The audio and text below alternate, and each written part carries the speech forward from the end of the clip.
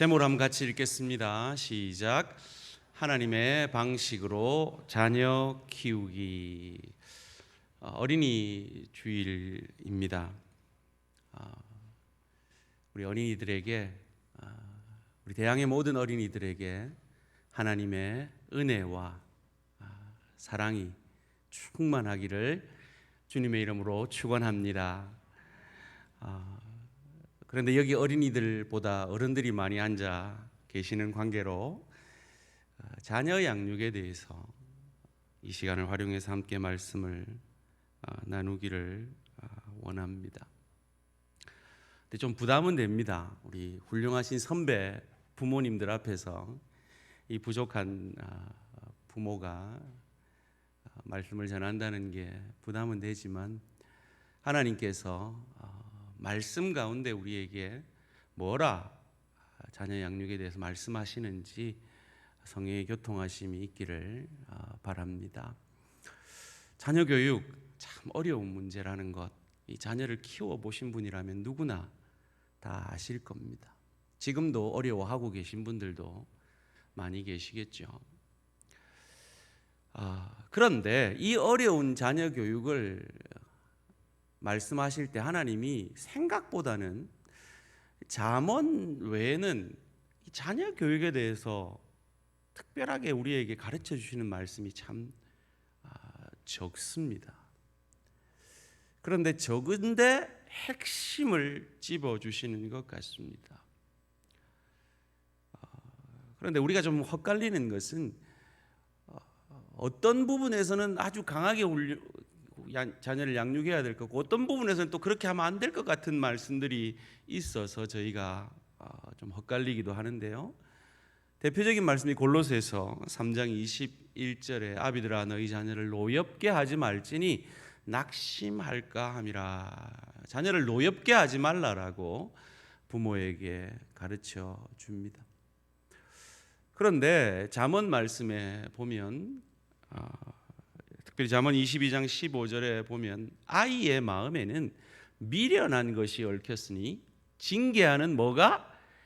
채찍이 이를 멀리 쫓아내리라.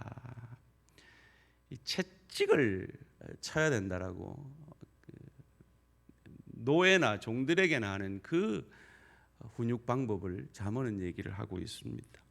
또 잠언 29장 17절에서는 내 자식을 징계하라 그리하면 그가 너를 평안하게 하겠고 또 내 마음에 기쁨을 주리라라고 말합니다. 분명히 성경은 징계를 말하고 있는데 또한 자녀를 노엽게 하지 말라라고 말하고 있단 말이죠. 이 사이의 조화, 이 사이의 조화를 어떻게 이룰 수 있을까?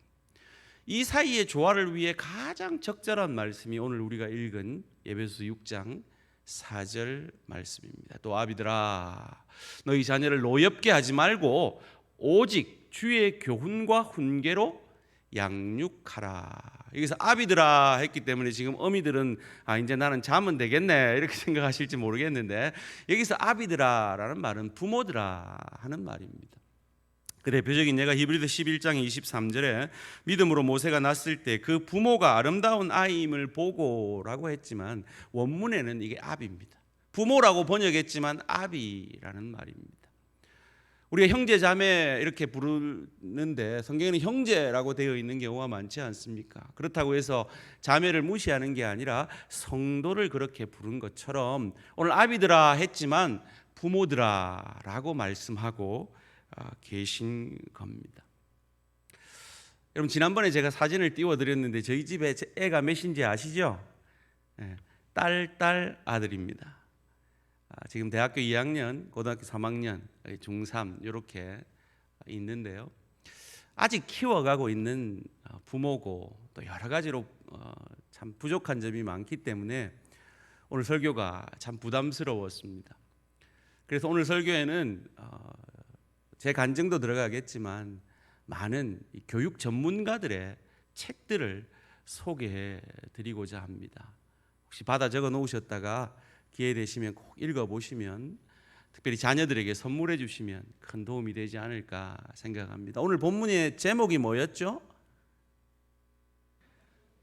훌륭하십니다. 저도 봐야 알겠는데 하나님의 방식으로 자녀 키우기, 사실 이게 책 제목입니다.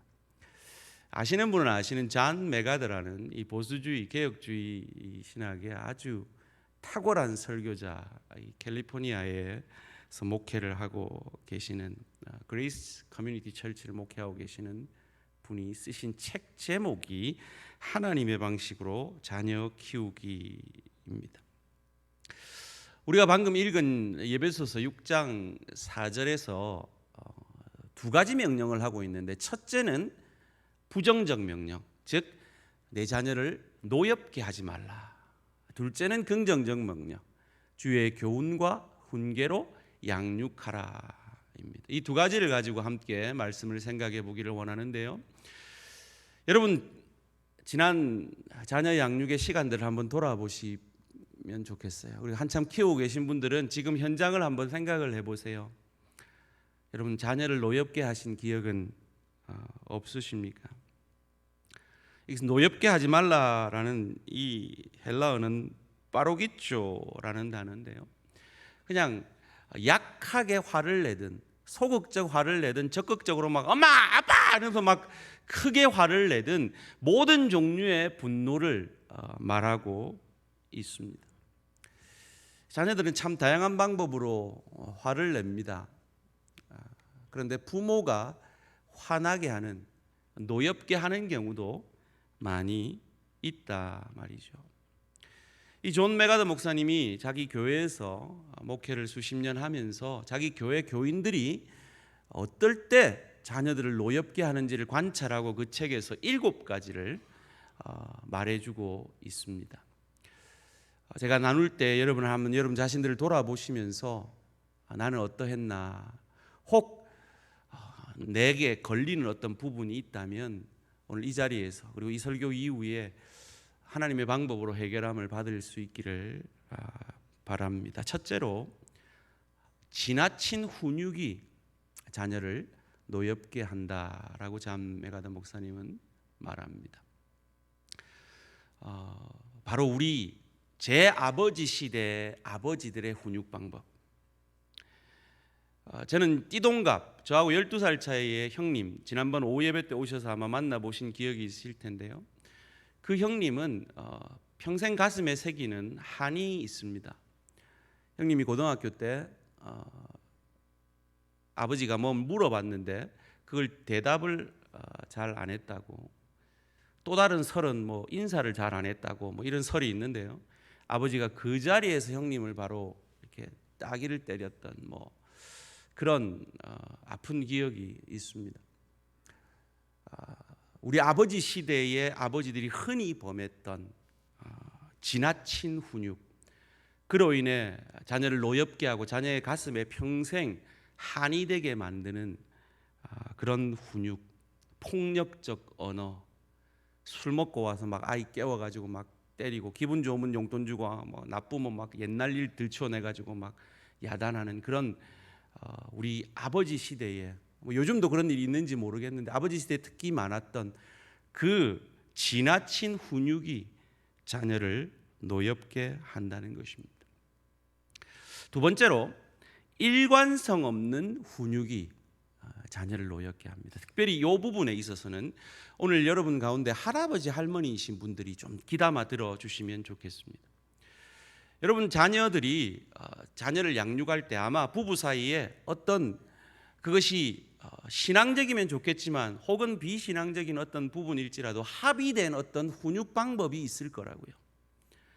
그리고 그 자녀를 그렇게 키워내기 위해서 애를 쓰는데, 할머니 할아버지가 그 집을 방문했을 때 혹은 할머니 할아버지 집에 갔을 때 그 일을 어떤 잘못을 했을 때 부모가 그걸 훈육하려고 할 때 할아버지 할머니들은 대부분 막는단 말이죠. 그런데 그것 때문에 일관성 있는 훈육이 되어지지 않아서 나중에 그 여러분이 정말 사랑하는 손자 손녀들이 노엽게 되어지는 경우가 있을 수 있다는 겁니다. 이건 정말 중요하게 교육학자들이 강조하는 부분입니다. 할아버지가 집에 왔을 때도 똑같이 훈육하는 일관성 있는, 영어로 말하면 consistent한 그런 훈육이 있을 때 그것이 아무리 어렵더라도 자녀들은 받아들이게 된다는 것입니다. 특별히 우리 젊은 부모님들 이런 실수를 하지 않으셨으면 좋겠어요.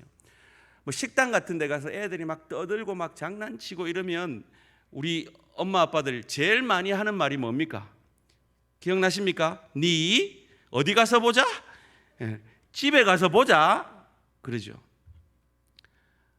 물론 그 자리에서 어떻게 할 수 없는 상황도 있겠지만 아이들은 자기가 잘못한 그 순간이 지나고 나면 잊어버린단 말이에요. 저도 제 가슴 속에 아주 아픈 상처로 남아있는 것이, 제가 숨이 껄떡껄떡 넘어갈 정도로 아버지한테 얻어맞았는데 그 이유를 지금도 생각해봐도 알 수가 없어요. 그렇게 되면 자녀의 마음에 분노가 쌓인단 말이죠. 어떻게 해야 되느냐? 식당에서 조용한 곳을 찾아서, 그렇게 공공장소에서 막 아이를 야단치고 이러면 안 되니까 조용한 장소에 가서 여러분이 평소에 하던 그 훈육 방법을 거기서 해야 된다는 거예요. 그러지 않으면 나중에 잊어먹고 집에 와서 막 야단을 치면 자기가 왜 야단 맞는지도 모른 채 노여워하는 마음이 생길 수가 있다라는 것입니다. 세 번째로, 불친절이 자녀를 노엽게 한다라고 잠메가다 목사님은 말합니다. 쉽게 얘기하면 내 옆집 애한테는 안 할 말을 내 자녀에게 한다. 그래서는 안 된다는 거죠. 친절해야 된다는 겁니다. 불친절한 말로 아이의 가슴에 상처를 줘서는 안 된다는 거죠. 그건 절대로 훈육 효과가 있을 수가 없다는 겁니다. 네 번째가 참 중요한데요, 편애입니다. 참 안타깝게도 우리 믿음의 조상들이 여기에 많이 넘어졌어요. 우리 이삭 족장님 누구 편애했습니까? 에서 편애했잖아요. 리브가 사모님은 또 누구 편애했습니까? 야곱 편애했잖아요. 그 결과가 뭐였습니까? 형제간의 찢어짐이잖아요. 자기가 편애를 받았으면 자기는 편애 안 해야 되겠다고 생각을 하지만 사람은 그렇지 않거든요. 그것이 쓴뿌리가 되어서 편애받은 사람이 더 편애할 수가 있어요. 야곱 족장이 대표적이잖아요. 요셉을 편애했어요. 그 결과가 무엇이었습니까? 포로 잡혀가는 거였죠. 노예로 잡혀가는 거였죠. 형제간에 산산조각이 나는 가족 해체가 이루어지죠. 물론 하나님께서 합력하여 선을 이루어 주셨지만 그 아픔을 겪는 건 고스란히 가족의 몫이었다는 겁니다. 소원합니다. 편애하지 않는 우리 부모님, 우리 할아버지 할머니 되시기를 주님의 이름으로 축원합니다. 특별히 편애와 아주 유사성이 있는 게 비교입니다. 비교해서 안 됩니다. 비교는 진화론적인 사고에서 나오는 거거든요. 여러분, 엄친아 아시죠? 엄마 친구 아들, 엄친딸, 엄마 친구 딸.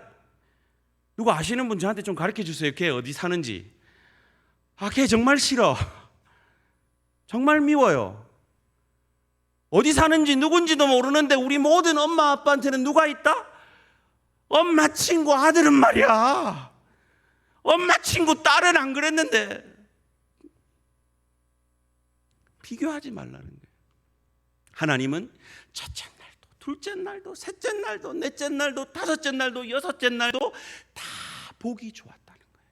그게 창조론적인 사고란 말이에요. 내 자녀는 내 자녀대로 보기 좋고 남의 자녀는 남의 자녀대로 보기 좋은 것이 하나님의 방법입니다. 다섯 번째로, 방임입니다. 요즘 젊은 어머니 아버지들이 귀담아 들으셔야 하는 부분입니다. 오냐 하는 거. 오냐 하고, 내가 우리 아버지한테 너무 가혹하게 혹독하게 훈육을 받았기 때문에 나는 절대 그러지 않으리라라고 마음 먹고 애한테 손 하나 대지 않는 것. 애가 사랑을 느낄 것 같죠? 여러 자료에 따르면 너무 많은 방임을 허락받은 아이들은 스스로를 불안정하고 사랑받지 못하는 존재로 느낀다고 합니다. 잠언의 말씀은 2000년 전이나 지금이나 유효하다는 말이에요. 잠언 13장 24절 함께 읽습니다. 시작. 매를 아끼는 자는 그의 자식을 미워함이라. 자식을 사랑하는 자는 근실이 징계하느니라. 여러분, 아이를 영물이라 하잖아요. 아이들은 안다는 거예요. 정말 우리 엄마 아빠가 나를 사랑해서 훈육을 하는지, 아니면 관심 없어 그냥 방임을 하고 하는지 안다는 거예요. 여섯 번째로, 과잉보가 자녀를 노엽게 한다고 말합니다. 자녀에게 너무 지나친 구속, 울타리 안에 두고 자유를 주지 않으면 여러분, 자녀에게 메시지를 던지고 있는 거예요. 나는 너를 믿지 못한다. 잘못된 메시지를 던져주고 그 잘못된 메시지로 인해서 자녀가 분노하게 되죠. 여러분, 저는 이민 목회하면서요, 장립 집사님, 장로님 자녀들이 교회 가서는 정말 천사 같은 모습을 하고 있는데 동거하고 막 방탕하게 사는 애들 정말 얘기 많이 들었습니다. 얼검해 봐야 대학 보내고 나면 끝이에요. 내가 너를 믿는다, 네가 어디를 가나 너는 그리스도인으로 살 거다 라는 그런 믿음을 줘야 한다는 겁니다. 마지막으로 우리 한국 부모들이 가장 조심해야 될 부분, 성공으로의 압박. 제가 뉴욕에서 목회할 때 우리 성도님 가정에서 이런 간증이 있었습니다. 30 넘은 청년이 자기 아버지 앞에서 울면서 아버지, 저는 학교 다닐 때 제가 A 받고 100점 받고 왔는데 아버지는 한 번도 나 칭찬 안 해줬어요. 30살 넘은 이 청년이 아버지 앞에 눈물을 흘리면서 그렇게 아픔을 고백하더라는 거예요. 아버지 왜 그랬겠어요? 더 잘하라고 그러지 않았겠어요? 본심은, 그 아버지의 본심은 선한 거죠. 그러나 그 방법이 그렇게 표현될 때 그 자녀를 분노하게 만든다는 거예요.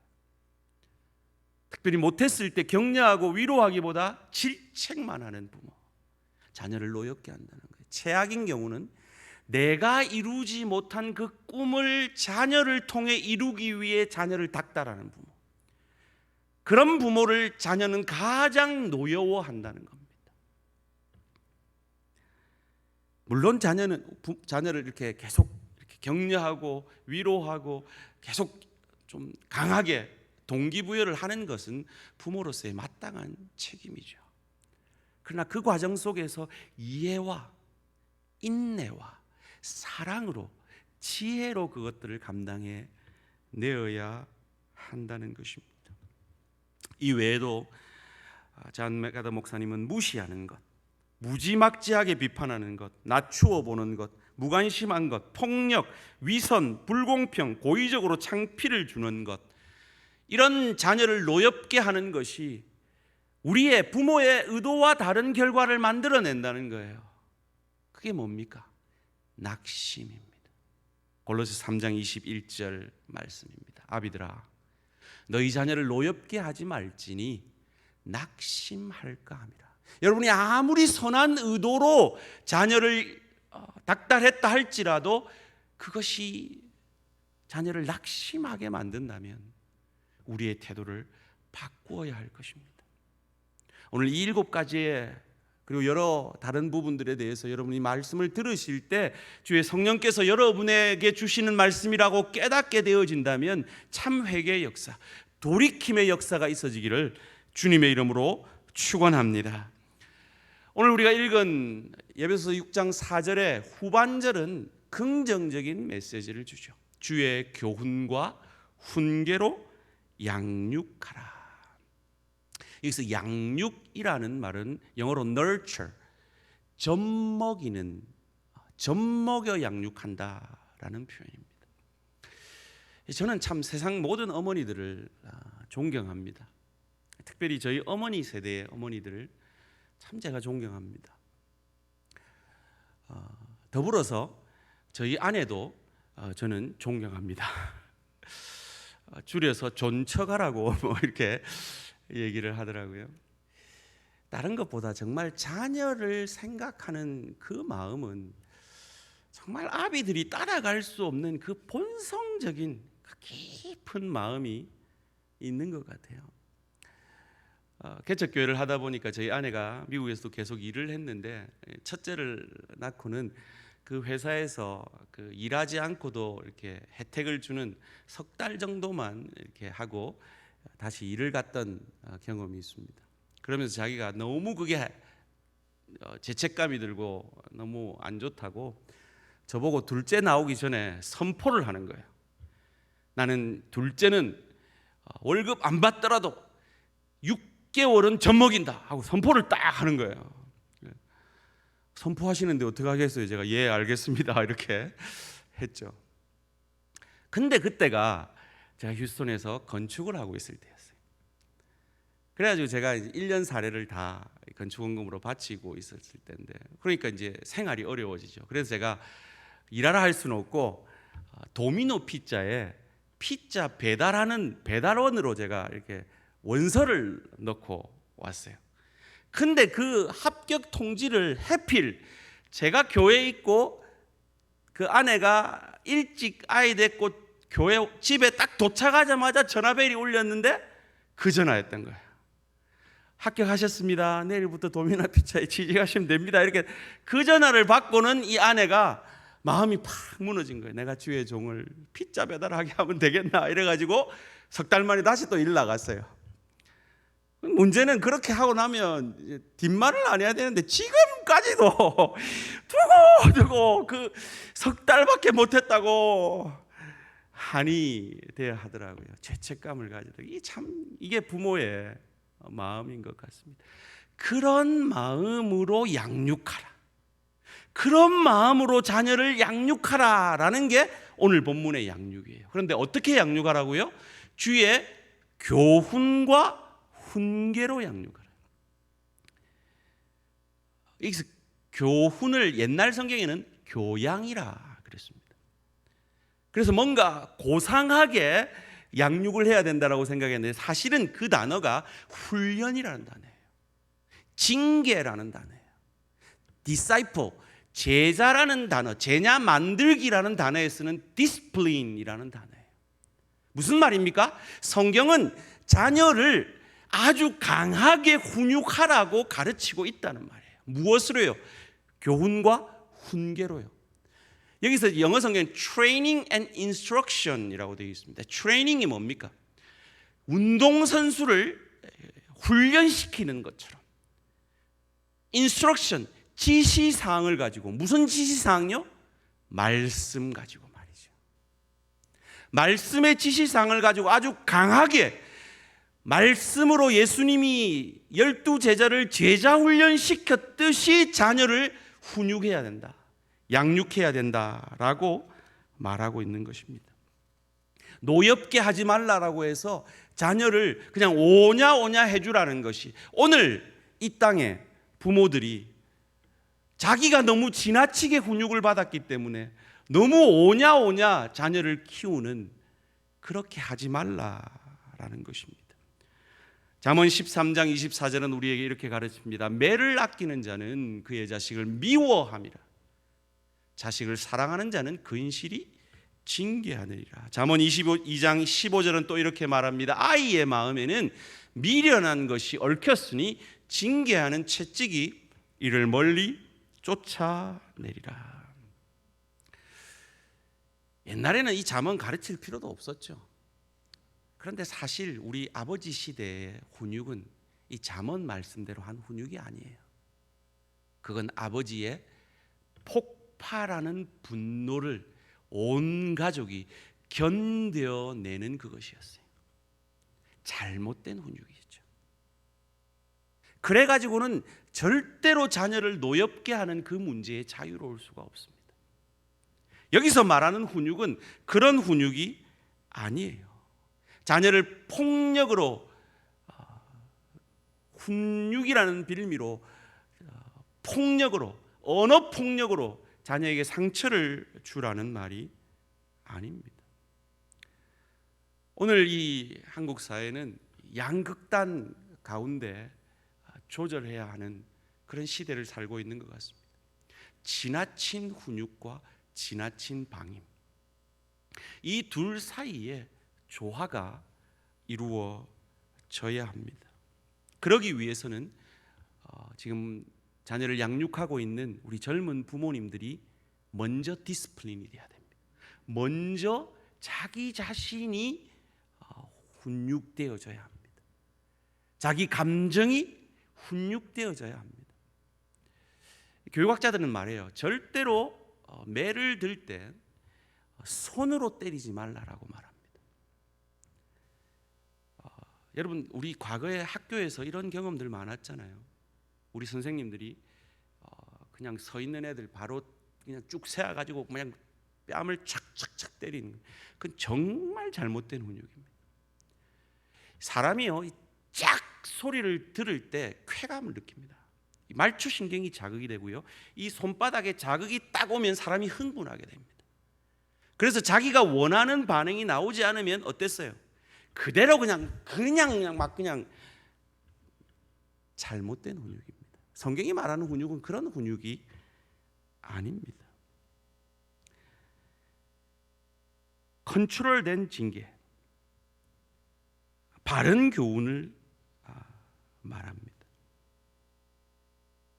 어떤 교훈입니까? 주의 교양과 훈계입니다.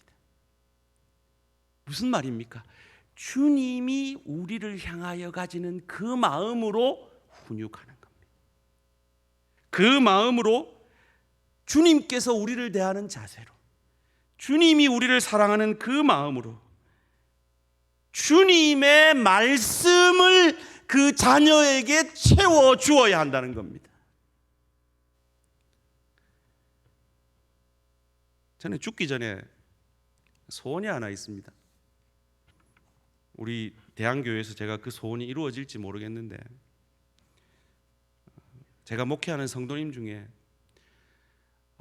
돈 주고 피아노 레슨 시키는 게 아니라, 수학 레슨 시키는 게 아니라, 영어 과외를 시키는 게 아니라 성경 과외를 시키는 부모를 죽기 전에 저는 한번 만나보고 죽고 싶습니다.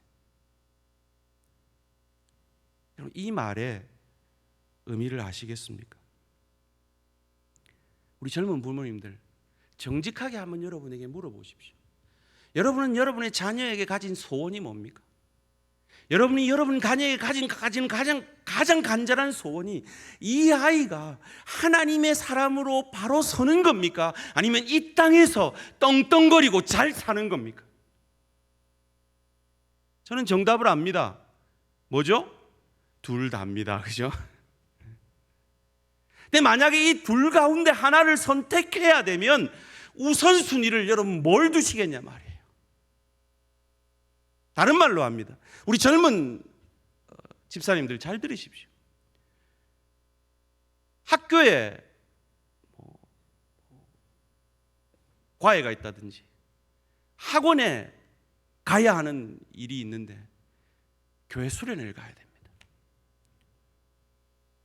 어디를 보내시겠어요? 앞으로 뭘 선택하시겠어요? 이 문제입니다. 저도 자녀를 키우는 부모인데 자녀 공부 잘하게 하고 좋은 대학 가고 좋은 직장 잡는 거 왜 관심이 없겠습니까? 미국은 학력고사 수능 대신에 SAT라는 걸 칩니다.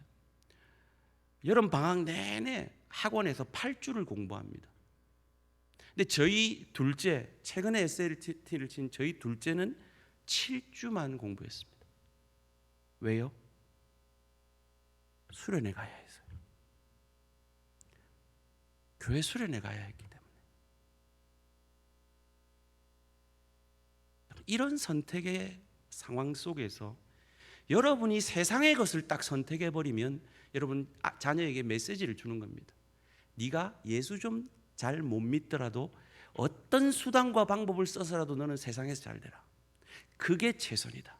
이런 메시지를 던져주고 있는 겁니다. 여러분의 신앙이 그렇다면 할 말 없습니다. 근데 여러분의 신앙이 그와 같지 않은데도 여러분이 그런 잘못된 선택을 순간적으로 아이고 중고등학교 때만 어떻게 잘하면 좋은 대학만 가면 어떻게 신앙생활 잘하겠지. 절대로 있을 수 없는 말입니다. 여러분이 중고등학교 때 자녀의 마음을 그리스도께로 옮기지 못하면 여러분은 자녀를 잃습니다. 그 선택의 여지 앞에 고민하시고 주의 교훈과 훈계로 양육하시는 우리 모든 대한가족들 되시기를 주님의 이름으로 축원합니다. 저는 미국에서 첫 애, 2000년에 첫 애를 낳으면서 정말 두려운 마음이 들었습니다. 이 미국 땅에서 이 애를 어떻게 키워낼까? 그래서 제가 읽기 시작한 책이 바로 이 책입니다.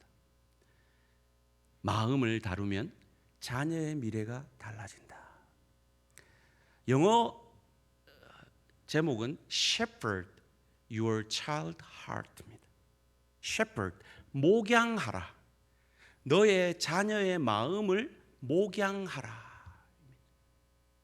이 책을 간단하게 핵심 내용을 제가 요약을 하면 자녀가 어린 자녀를 얘기합니다. 어린 자녀가 잘못을 하면 일관성 있게 그 자녀를 훈육해야 된다는 겁니다. 저희 아이들이 잘못을 합니다. 제가 심지어 5분에 한 번씩 이걸 여러 차례 반복한 적도 있습니다. 왜냐하면 일관성이 있어야 되기 때문에. 그래서 그 잘못을 딱 하면 아이를 부릅니다. 그리고 네가 뭘 잘못했는지 지 입으로 말하게 합니다. 그리고 사랑의 매로 손바닥을 딱 한 차례 아주 아프게 딱 때립니다. 그럼 울죠. 그리고 그 울음과 함께 네가 잘못한 건 1차적으로 아빠 엄마한테 잘못한 게 아니라 하나님한테 잘못했어라고 가르칩니다. 그리고 하나님 앞에 회개 기도를 하게 합니다. 같이 손을 잡고. 그리고 그 회개가 끝나면 이제 제가 기도합니다. 아이를 안고, 하나님, 우리 형신이가 이런 잘못을 했는데 아빠도 그런 잘못했을 때 하나님 아버지가 용서해 주셔서 여기까지 왔습니다. 우리 형신이도 이런 용서의 사랑받고 예수님 형상까지 자라게 해주십시오. 딱 기도를 합니다. 기도 딱 마치고 네가 아무리 그 잘못을 했어도 아빠는 너를 사랑한다 하고 딱 안아줍니다. 여러분, 그러면요, 이 잘못해가지고 아빠 앞에 섰을 때 막 그 마귀 같은 그 분노에 차가지고 막 이래 막 얼그러져 있는 그 얼굴이요, 딱 그 기도 끝나고 나면 천사처럼 변합니다. 해보십시오. 천사처럼 변합니다. 절대로 노여워하지 않습니다. 주의 교훈과 훈계로 양육하면 절대로 자녀는 노여워하지 않습니다. 제가 참 일부 때도 어리석게 이 간증을 합니다라고 말하면서 이 간증을 했습니다. 이런 방법이 어떤 결과를 만들어냈는가를 말씀드리려고 합니다. 여러분, 저희 아이들을 모르시기 때문에 저희 아이들 태권도를 첫째하고 막내를 보냈는데 그 태권도 사범이 저희 교회를 오겠다는 겁니다. 저희 애들한테 물어봤어요. 니 우리 교회 오라 그랬어? 아니요. 저도 그런 말 한마디도 한 적이 없거든요. 근데 그 사범이 뭐라고 하면서 우리 교회를 왔냐면 자기가 수많은 아이들을 가르쳐 봤는데 야, 저런 아이들 같으면 저 아이들 아빠가 목사라는데 저런 아이들 아빠가 하는 교회 같으면 내가 가도 되겠다 하고 제가 성도를 얻은 적이 있습니다. 그분 저희 교회 와서 집사까지 됐습니다. 제가 이 어리석은 자랑을 하는 이유는 하나님의 방법으로 하나님께 맡기고 세상적 방법이 아니라 하나님의 방법으로 자녀를 교육하면 자녀의 미래가 달라진다는 말씀입니다. 이거 믿으시고 우리 젊은 부모님들 말씀에 우선하여서 자녀를 양육하시기를 주님의 이름으로 부탁드립니다. 존 메가더 목사님이 자녀를 노엽게 하는 7가지를 말씀했죠. 여러분, 이 7가지의 마음이 어떠십니까? 저는 참 찔립니다. 제가 이렇게 말했지만 제가 이번에 주례하면서 주례 첫 마디가 이거였습니다. 제 20년 목회생활이 아니라 제 20년 결혼생활은 험악한 세월을 보냈습니다. 이 고백이었습니다. 자녀 앞에서 참 많이 싸웠습니다. 상처 많이 줬습니다. 분노케 많이 했습니다. 그런데 제가 지키려고 노력했던 건 자녀 앞에서 싸웠으면 자녀 앞에서 화해하려고 노력했습니다. 그게 어찌 가능한가? 그런 부족한 부모인 나를 베드로를 용납하시는 것처럼 용납하여 주시고, 네 양을 먹이라, 네 양을 치라, 다시금 사명을 맡겨주시는 것처럼 다시금 이 아비의 사명을 맡겨주시는 그 십자가의 은혜와 사랑의 마음이 적셔질 때 회복이 되잖아요. 그러면 우리끼리만 회복하면 애들은 특별히 어린 애들은 이해를 못해요. 그 화해의 과정까지도 자녀에게 보여줄 때 자녀가 안정감을 느낀다는 거예요. 그런 말을 아시죠? 자녀는 부모가 시키는 대로 자라는 것이 아니라 보여주는 대로 자란다. 우리는 다 그 부분에 부족하지 않습니까? 우스갯소리 이런 얘기 있대요. 어떤 아들이 아빠한테 어떤 아들이 자기 친구 집 가가지고 노트북을 훔쳐온 거예요. 그래서 이 아버지가 노발대발하면서 니 왜 이 노트북 훔쳐왔어? 아빠한테 말해도 안 사주잖아요. 아빠한테 말하면 아빠가 회사에서 가져오잖아. 뭐 그랬다는. 여러분, 저는 제 아버지가 설교 시간에 특별히 이런 가정의 주관 때 제 얘기를 참 많이 하셨는데, 제가 그랬대요. 어릴 때, 성근아, 네 결혼하면 아빠 엄마 모시고 살 거지? 그랬더니 제가 그러더래요. 엄마 아빠 하는 거 보고요. 그랬대요. 두 가지 의미가 있습니다. 엄마 아빠가 할머니한테 하는 거 보고요. 또 하나는 엄마 아빠가 내한테 혼수 얼마나 해주는지 보고요. 이 말이었습니다. 어린 게 그렇게 얘기했대요. 저는 기억이 안 나는데. 그래서 혼수가 뭔데? 이랬더니 냉장고, 세탁기 이런 거요. 이러더랍니다. 제가. 여러분 자녀들은요 다 압니다. 다 알아요. 특별히 여러분 나이 드신 우리 부모님들, 혹 오늘 말씀을 들으면서 과거에 그런 아픈 어떤 기억들이 떠오르신 분 계십니까? 제가 우리 성도님과 상담을 하다가 그런 기억에 아파하시는 성도님과 상담을 한 적이 있습니다. 그때 제가 간곡히 말씀을 드렸습니다. 용기를 내시고 그 자녀에게 가서 그때 그 일을 말씀하시면서 진심 어린 사과를 해보십시오. 속건제적 정신으로 진심 어린 사과를 자녀에게 해보십시오. 회복될 겁니다. 근데 참 그분이 이 부족한 목사 말씀 듣고 가서 한 거예요. 처음에는 그 아들이 화를 내더래요. 근데 그 이후에 조금씩 그 상처가 치유되고 회복되어 가고 있다는 간증을 들었습니다. 혹 우리 어르신들 가운데 그런 기억이 있으시다면 오늘 예배를 마치고 집으로 가셔서 전화로라도 내가 그때 나한테 이런 아픔 준 건 미안하다 라고 하시면 겉으로 반응은 어떻게 보일지 몰라도 여러분 자녀 안에 하나님이 일하기 시작할 줄 믿습니다. 우리 젊은 부모님들 안 늦었습니다.